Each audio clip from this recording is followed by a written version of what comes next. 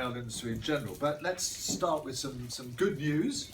I think it's been a pretty good year for Railfutures. There have been some fantastic successes, like in particular in Bristol, Portishead, and further progress in Scotland. Blythe is apparently happening as well, and I mean lots of actual real things happening. That's what we're here for, really, to kind of ensure that some of these railway schemes that we've supported for years do become a reality. We should really give ourselves a bit of a kind of applause on that for all the people who kind of campaign and work tirelessly, and sometimes kind of really in a vacuum, not knowing where this scheme is going, and suddenly things start to happen. And that's I've noticed this over the years, actually, that sometimes things meander along for ages, and then suddenly all the kind of eggs are in the basket for some reason. I don't quite know why that is the case, but if you're batting away with something that you think is a hopeless cause, don't think it is. It may well all suddenly happen. In terms of Railfuture, I'll just say a word for Railwatch. I think what a good magazine that is. I know I write on it often, so I'm not going to take admission to that.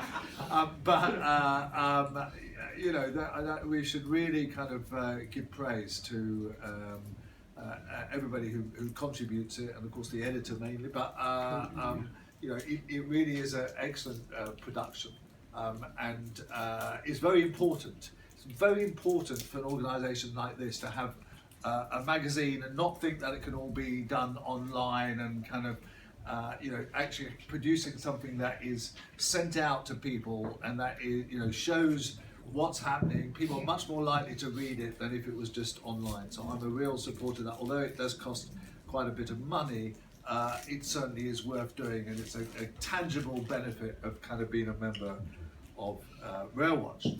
Okay, that's Railfuture, and lots of positive stuff, and we'll hear much more. Of course, I have to mention Wales. I mean, of course, progress in Wales is pretty amazing, but we'll hear more about that this afternoon. But I mean, that's what's happening in Wales is pretty extraordinary, in that a railway that's been meandering for years suddenly gets a big input of investment and absolute radical change, and let's hope that it actually gets delivered over the next 5 years. But, and there had to be a but here, but the rail industry is in a mess, and there's no other ways around that, and it's in a state of transition. It's a bit like Manchester United, I suppose. There's some kind of there's some good players in there. There's some good things happening, but really it doesn't quite gel and kind of come together, and you quite wonder why. Just about every aspect of the railways is at the moment kind of in a state of flux. So, franchising, and I'm sure some of you are familiar with, what my question of what is franchising for, and certainly I think that's come to the fore, as it were, kind of this year with everything that's happened. We're going to see big changes, and I somewhat suspect we're going to see a move towards management contracts, and if we get a Labour government, which we might have by the end of the year, who knows, we might have a completely different kind of structure. But I'm not going to be party political here. You all know my affiliations, but I'm just merely saying that things are going to change. There is, for those of you who support HS2, and I must say, even though I'm against it, I still worry about this, that I think it's very likely to get scrapped by, if Boris becomes Prime Minister, there is no doubt that in his manifesto to be elected leader, he will have scrapping of HS2. I mean, he's basically said as much. He's been sceptical about it, and I somewhat suspect that he will actually use that as one of his things of saying, I'm going to save money, rein back the state, and all that. So HS2 is undoubtedly in danger, and HS2 really needs to respond. I suspect that if it said we're going to end at Old Oak Common instead of Euston, that might be something that would save money. They might kind of be able to save themselves, but HS2 is in danger. And now, as I say, although I've always opposed the scheme, I somewhat kind of, in a way, don't want to see it scrapped if the money is not going to go into what I think it ought to, which is railways in the north. And I that's probably not going to happen. They're probably going to scrap it and say, oh, that's it. So I think one of the things we have to battle for is that if there is doubts about HS2, we should really battle for kind of improving things in the north. The Williams review, which is, remember, the Williams review, and I've spoken to Williams about this, is actually a government review headed by an independent kind of fellow. So the idea that the Williams review will come up with things that the government doesn't want is very unlikely. So it's not going to recommend the renationalisation of the railways. It might recommend some forms of integration.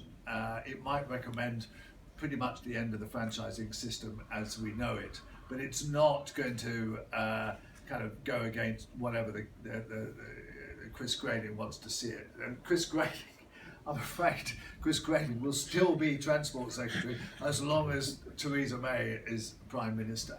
Now, for not long. That might not be very long, but we've been. How many times have we seen pictures of her in a taxi, kind of leaving Number 10, kind of idea that this is it and it ain't it. But and I somewhat suspect that having a new Transport Secretary will not necessarily be the biggest priority of the Prime Minister coming in. So who knows? He might still be Transport Secretary. I mean, So the Williams review will definitely have to satisfy his parameters, what he wants to see. Now, he's always been somebody who's, despite his fault, has understood that an integrated railway is a kind of way forward. So that is very interesting. But watch this space. I can't go without. I'll end on a word about Crossrail. I have a new book about Crossrail which you can buy at a discount. I have to give my publicity, but that's not why I'm mentioning it. I just want to say about Crossrail that I was slightly taken in by it, actually. I mean, I spent this time last year, I spent kind of 3 months going, just about every week to the Crossrail offices and talking to the people there. And they were saying, well, it's all happening, December the 9th. And I'd kind of I'd go on station visits to Farringdon and Liverpool Street, and it would be, chaos and kind of nothing like finished. And this was, oh no, it's all going to open on December the 9th, kind of, which was 6 months away or something. And you think, no, it's just not, it doesn't kind of make sense. So although in my book, I'm quite optimistic about it and kind of say, well, this is a great scheme, which it is. It is an absolute fantastic scheme. It's, it's a railway like no other in this country. It's not a tube line. It's a real mistake to call it the Elizabeth line, because it's not a tube line. It's like, a huge railway going through the centre of London with 200-metre platforms, 200-metre trains, platform doors, air conditioning, God knows what else. I mean, it is and the stations are going to be absolutely fantastic. But one does have to look at the impact of what's gone on. I think that it's going to make it much more difficult for HS2 to proceed, but also for Crossrail 2. They're going to, the politicians are going to look at it and say, look what happened to Crossrail 1. While it remains not open yet, that's the case. Once it opens, there'll be enormous pressure from people saying we need to have more of this. But then there is the real problem with the north-south divide. There is, I'm sorry you are from the north here, but and you'll know this. I mean, there is whenever you go up north, there is enormous resentment about what's happening in London. I mean, and indeed in Scotland, I can see Alison nodding here. There is this idea that everything is happening in London. So the fact that Crossrail has kind of bumped up a couple of billion and been delayed by a couple of years is yet more evidence that London's getting all this. and we're not getting anything up north. So that is an added pressure to any new schemes that are coming forward. So you know, everything is uncertain out there, and I mean, it's great for me. I write about the railways. I make my living from, you know, every 2 weeks I have to write a column in Rail magazine. I have to think of new things to say. I never have to worry about what I'm going to write about. There's always about 3 or 4 things I can write about. There's always kind of things happening. So it is, in a way, quite exciting. But it would probably be better if it wasn't quite as exciting. If actually the railway was a bit more stable, and we knew kind of, you know, there were more certainties. You know, and finally, I mean, I haven't even mentioned Network Rail. Network Rail itself is also going through massive changes. It's got a real good new boss in Andrew Haynes. You know, that is somebody who's a real railwayman. He worked in all sorts of different aspects of the railway. He'd been an operator, he'd worked for Network Rail and so on. You know, that is a fantastic appointment.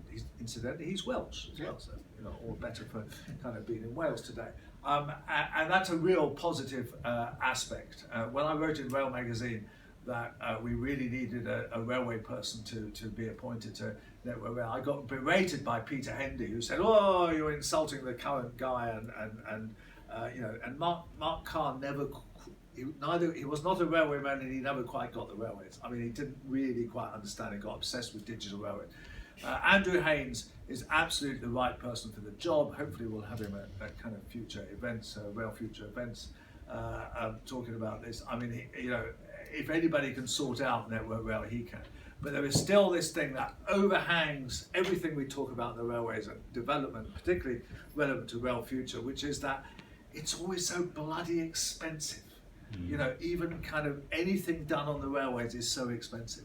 And that, I think, is the biggest issue he has to confront.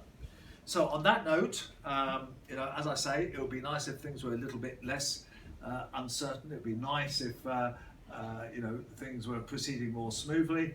But you know, on the other hand, you know, there's a lot of opportunities on the railway for us to push for certain developments and for them to happen. So you know, thank you very much, and good luck for the next year. Thank you.